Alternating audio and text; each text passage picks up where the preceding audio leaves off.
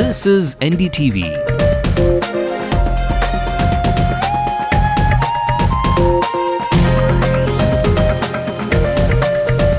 And you're watching NDTV Hindu.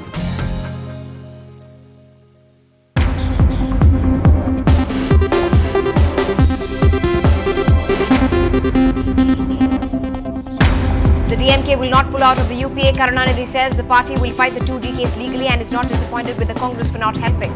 இல்லை உயிரிழக்க தோல்விக்கு முக்கியமான காரணம் பார்ப்பனர்களுடைய பிரச்சனை தான். The DMK will hold public meetings from the 20th of this month to explain its position in the 2G case. The General Council to take a call on ties with the Congress. The Madras High Court says implement the uniform system this academic year gives the state government power to modify or delete content. After the syllabus, the focus shift to the fee structure. The Justice Ravi Rajapandian committee will release the new fee structure in 3 days. After Swaran Singh was shunted out of the electricity board in a few days, another top officer is transferred. Ramesh Ram Mishra is the new Home Secretary. The state government sets out on a war footing to restore electricity to the state. Amma promises to set 2 malfunctioning power stations right. Jayalalitha pulls the plug on Karunanidhi's signature free colour television scheme. The scrapping of the project is announced in the Assembly today. And 2G accused Rajya Sabha MP Kannimuri goes to the Supreme Court for bail after being denied bail twice already. Welcome to the news tonight on NDTV Hindu. I'm Evelyn Matthew, bringing you all of tonight's big stories and updates as the week draws to a close. Let's also take you through the national headlines. With his blood pressure dropping and an affected liver, Baba Ramdev ends his fast at the Dehradun hospital. A US court finds David Headley's accomplice Tawahur Rana not guilty of involvement in the 26/11 attacks on Mumbai. India says it's disappointed with the Rana verdict. The National Investigative Agency will decide on filing charge sheets against Headley and Rana. 10 policemen killed in a landmine attack in Dantewada. Input suggests Maoist activity had increased in the area. And Shah Rukh Khan remembers the legendary MF Hussain, regrets not meeting him one final time. Our top story tonight, the DMK has decided not to pull out of the government at the centre. This decision was taken at a meeting in the city today, presided over by the party chief himself, M. Karunanidhi. The main reason for the strain in the Congress-DMK relations has been the 2G scam, which has sent 2 senior DMK leaders to jail, including Mr. Karunanidhi's daughter, Kannimuri.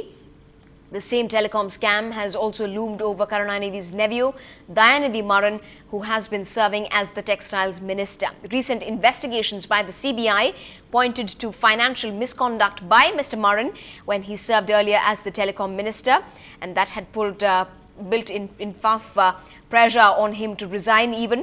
At the high-level action committee meeting today, the DMK condemned the CBI for linking the 2G scam to Kalingner Television's transactions and said it will continue to fight the charges against its top leaders legally.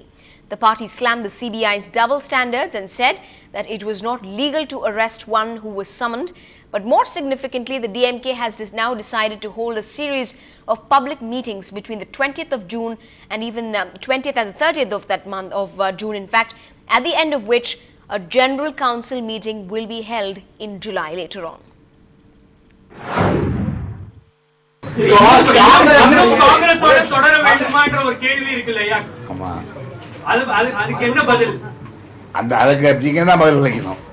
காங்கிரஸோட பத்திரிகையில 2G ஊழல் தான் இந்த தோல்விக்கு காரணம்ன்ற மாதிரி எழுதி இருக்காங்க. இந்த பத்திரிகையில காங்கிரஸ் அதிகாரப்பூர்வ ஏற்றியே திமுக தோல்விக்கு காரணம் ஸ்பெக்ட்ரம் பிரச்சனை எழுதியிருக்காங்க. அதுவும் கருத்துலையா ஸ்பெக்ட்ரம் பிரச்சனையை பூதாகாரமாக சில சேதமைகள் சில பொறாமைக்காரர்கள் ஊதிவிட்ட காரணத்தால் இருக்கலாம். அதைத்தான் சொல்லியிருப்பார்கள்.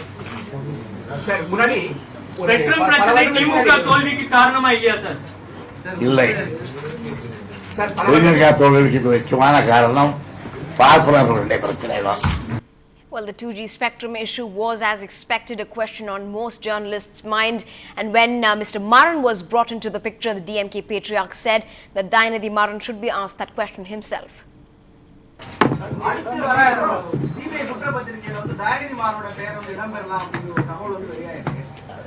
நீங்க முயற்சி பண்ணா கலக்கலாம், ஆனா உண்மையா அல்லவா என்பதை சிபிஐ விசாரிக்கும்.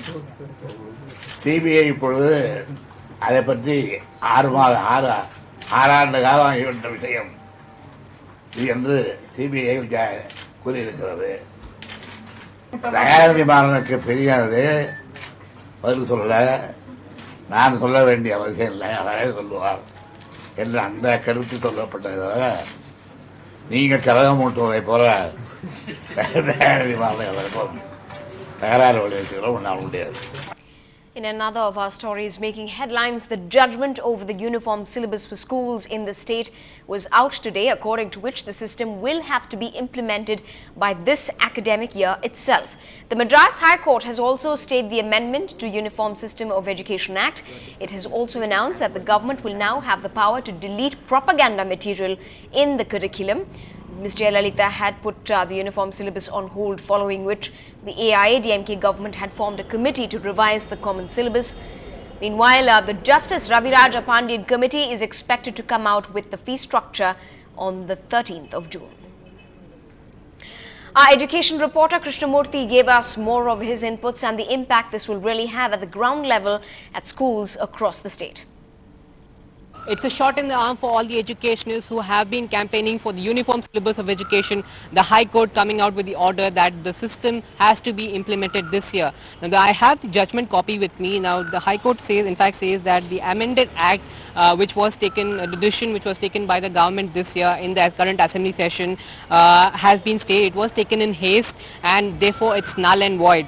Now, the High Court said that the decision of the government will have to be altered, and but then the High Court has also mentioned that the government has complete powers to go ahead and delete, modify and substitute any of the content which they feel is not required for in the syllabus, which is the uniform syllabus which is going to be implemented for all the students this year.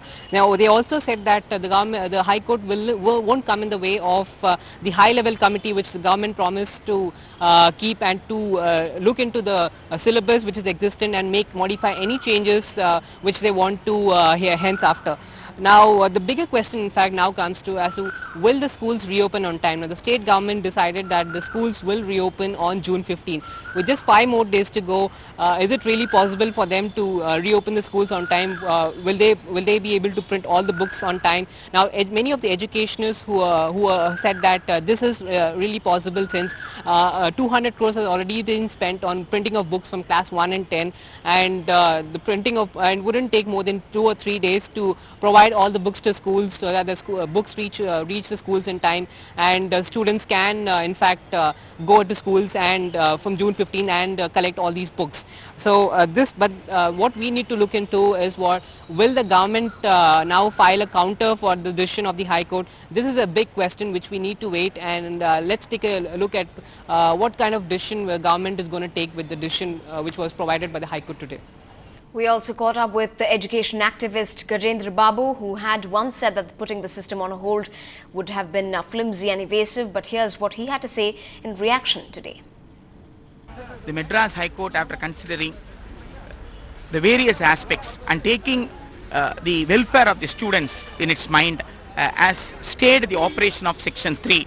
It is really a welcome move, because 4 kinds of stream in the school education is against social justice. So we wanted a common syllabus. We all know that common syllabus itself cannot become an equitable standard education. Still, common syllabus is a step forward, a step towards achieving the Samachir Kalvi or equitable standard education. In that way, this is a most welcome judgment of the Madras High Court. Now, NDTV Hindu went out to gather reactions from the parents and the students community. After that development, it was more or less a mixed reaction from what we heard. Let's listen in. Matriculation students will be feeling difficult when they see these words of state board students and state board studies, and state board students will feel different when they see matriculation words. And even the chance of BC students in BC community will get lesser chance than before. See, one thing is we are not into the international standards. If the person is going from here to other countries and other things, they find it difficult. Only thing is that should aim to eliminate all these things. Again, I reiterate the fact that intention is good. implementation is poor. If it is implemented for the plus 2 also, it will help the students, because students studying in CBSE, they are not able to get into engineering colleges, whereas the state board students, they have more opportunities. Time for us to slip into a very short break, but we'll be back with more of the state's updates as well. That's when we come back.